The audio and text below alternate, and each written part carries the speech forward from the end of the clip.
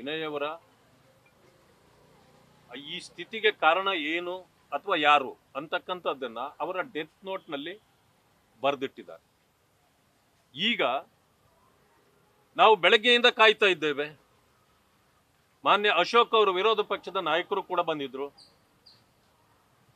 ಮಾಜಿ ಉಪಮುಖ್ಯಮಂತ್ರಿಗಳಾಗಿರ್ತಕ್ಕಂಥ ಅಶ್ವಥ್ ನಾರಾಯಣ ಅವರು ಕೂಡ ನಮ್ಮ ಜೊತೆಲಿದ್ದಾರೆ. ನಮ್ಮ ಪಕ್ಷದ ಎಲ್ಲ ಮುಖಂಡರುಗಳು, ಹರೀಶ್ ಅವರು ಮತ್ತೆಲ್ಲ ಮುಖಂಡರುಗಳು ಕೂಡ ಬೆಳಗ್ಗೆಯಿಂದ ಇಲ್ಲಿ ಕಾದಿದ್ದೇವೆ.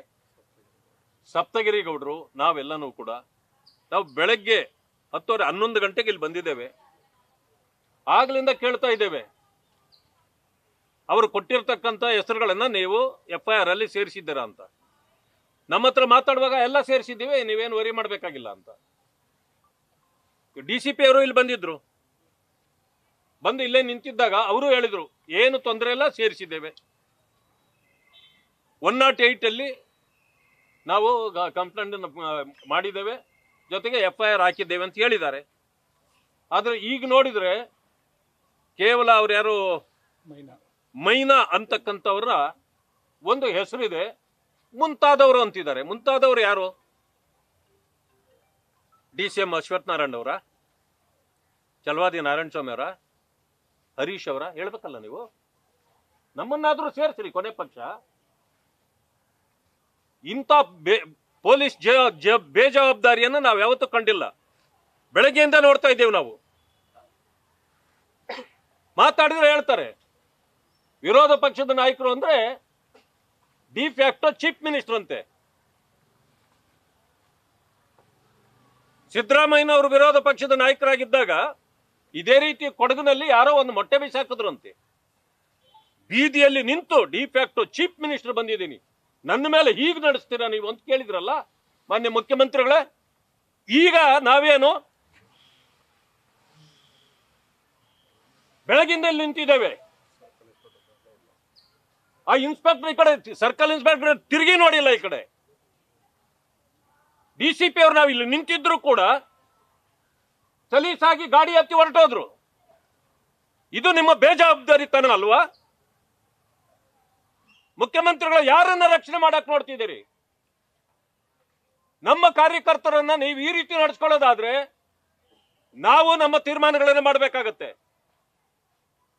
ಇಂತಹ ಉದ್ದಟತನ ಮಾಡಬೇಡಿ. ಅಧಿಕಾರ ನಾವು ನೋಡಿ ಆಗಿದೆ. ನಿಮಗೆ ಮಾತ್ರ ಅಲ್ಲ ಅಧಿಕಾರ ಇರೋದು.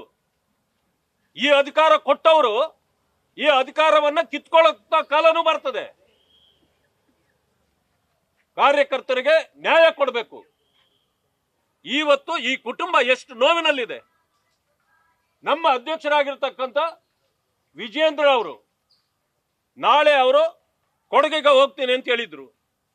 ಈಗ ಇಲ್ಲಿ ಆಗ್ತಾ ಇರ್ತಕ್ಕಂಥ ಕ್ರಮವನ್ನು ನೋಡಿ ಅವರು ಕೂಡ ಶಿವಮೊಗ್ಗದಿಂದ ಹೊರಟಿದ್ದಾರೆ. ಅವರು ಇಲ್ಲೇ ಬರ್ತಿದ್ದಾರೆ. ಈಗ ಶೋಭಾ ಕರಂದ್ಲಾಜೆ ಅವರು ಕೇಂದ್ರ ಸಚಿವರು, ಅವರು ಕೂಡ ಇಲ್ಲೇ ಬರ್ತಿದ್ದಾರೆ. ಯಾವುದೇ ಕಾರಣಕ್ಕೆ ಈ ಕುಟುಂಬ ಏನು ತೀರ್ಮಾನ ತಗೊಂಡಿದೆಯೋ ನಮ್ಮ ಪಕ್ಷವೂ ಕೂಡ ಅದಕ್ಕೆ ಬದ್ಧರಾಗಿದ್ದೇವೆ. ನಾವು ಯಾವುದೇ ಕಾರಣಕ್ಕೆ ಇಲ್ಲಿಂದ ಆ ಬಾಡಿಯನ್ನ ತೆಗೆದುಕೊಂಡು ಹೋಗ್ಲಿಕ್ಕೆ ನಾವು ಬಿಡೋದಿಲ್ಲ. ಈ ಹೆಸರುಗಳು ಮೊದಲು ಸೇರಿಸಬೇಕು. ನಾವು ನೋಡಿದ್ದೇವೆ ನಿಮ್ಮ ಕೇಸುಗಳೆಲ್ಲ ಏನೇನಾದವು ಅಂತ. ಎಲ್ಲೆಲ್ಲಿ ಇನ್ವೆಸ್ಟಿಗೇಷನ್ಗೆ ಅಂತ ಕೊಡ್ತೀರಿ, ಕ್ಲೀನ್ ಚಿಟ್ ಎಲ್ಲಿ ಕೊಡ್ತಿದ್ದೀರಿ, ಎಲ್ಲ ವಿವರವಾಗಿ ನಿಮಗೆ ತಿಳಿಸಿದ್ದೇವೆ. ಯಾದಗಿರಿಯಲ್ಲಿ ಪರಶುರಾಮ್ ಆತ್ಮಹತ್ಯೆಗೆ ನಿಮ್ಮ ಉತ್ತರ ಏನು? ನ್ಯಾಯ ಕೊಟ್ಟಿಸಿದ್ರ? ಬೆಳಗಾವಿಯಲ್ಲಿ ಸಚಿವರ ಹೆಸರು ಹೇಳಿ ರುದ್ರಣ್ಣ ಅನ್ನೋರು ಸೂಸೈಡ್ ಮಾಡಿಕೊಂಡ್ರು. ನಿಮ್ಮ ಉತ್ತರ ಏನು? ಪಾಂಚಾಳ ಅಂತಕ್ಕಂಥವ್ರು ಬೀದರ್ನಲ್ಲಿ ಮಂತ್ರಿಯ ಹೆಸರನ್ನ ಹೇಳಿ ಸೂಸೈಡ್ ಮಾಡ್ಕೊಂಡ್ರು, ನೋಟಲ್ಲಿ ಇಟ್ಟಿದ್ರು. ನಿಮ್ಮ ಉತ್ತರ ಏನಿದಕ್ಕೆಲ್ಲ?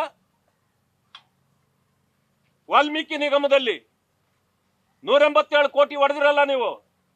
ಆ ಸಂದರ್ಭದಲ್ಲಿ ಚಂದ್ರಶೇಖರ್ ಅಂತಕ್ಕಂಥವರು ಮಂತ್ರಿಗಳ ಹೆಸರನ್ನ ಹೇಳಿ, ಆ ಚೇರ್ಮನ್ ಹೆಸರನ್ನ ಹೇಳಿ ಸೂಸೈಡ್ ಮಾಡ್ಕೊಂಡ್ರಲ್ಲ. ಇದಕ್ಕೆ ನಿಮ್ಮ ಉತ್ತರ ಏನು? ಇದೇ ಉತ್ತರ ಇದಕ್ಕೂ ನೀವು ಕೊಡ್ತೀರಿ ಅಂತ ನಮಗ್ ಗೊತ್ತು. ಯಾವುದೇ ಕಾರಣಕ್ಕೆ ನಾವು ಬಿಡೋದಿಲ್ಲ ಅಂತಕ್ಕಂಥ ಮಾತನ್ನ ಹೇಳ್ತೇವೆ. ತಕ್ಷಣ ಇವರ ಹೆಸರುಗಳನ್ನ ಪೊನ್ನಣ್ಣ, ಮಂತರ್ಗೌಡ ಇಬ್ಬರ ಹೆಸರುಗಳನ್ನು ಸೇರಿಸಬೇಕಾದ್ರಲ್ಲಿ ಇದರಲ್ಲಿ ಸಂಪೂರ್ಣವಾಗಿ ಕೊಡಗಿನ SP ಇದರ ಹಿಂದೆ ಇದ್ದಾರೆ ಅಂತಕ್ಕಂಥ ಮಾತುಗಳನ್ನ ನಾವು ಕೇಳ್ತಾ ಇದ್ದೇವೆ. ಇದೆಲ್ಲಕ್ಕೂ ಕಾರಣ ಅವರೇ. ಮೊದಲು ಅವರನ್ನ ಸಸ್ಪೆಂಡ್ ಮಾಡಬೇಕು, ಅವರನ್ನು ಕೂಡ FIR ಅಲ್ಲಿ ಸೇರಿಸಬೇಕು ಅನ್ನೋವರೆಗೆ ನಾವು ಯಾವುದೇ ಕಾರಣಕ್ಕೆ ನಾವು ಹಿಂದೆ ಹೋಗೋದಿಲ್ಲ. ಈಗೇನು ಜೀವನ್ ಅವರು ಹೇಳಿದಾರೋ ಆ ರೀತಿಯಲ್ಲಿ ಆಗಬೇಕು, ಆ ಕುಟುಂಬಕ್ಕೆ ನ್ಯಾಯ ಸಿಗಬೇಕು ಅಂತಕ್ಕಂಥದ್ದು ನಮ್ಮ ಒತ್ತಾಯ ಇದೆ. ನ್ಯೂಸ್ ಫಸ್ಟ್ ನಿರ್ಭೀತಿಯಿಂದ ನಿಮ್ಮ ಪರವಾಗಿ.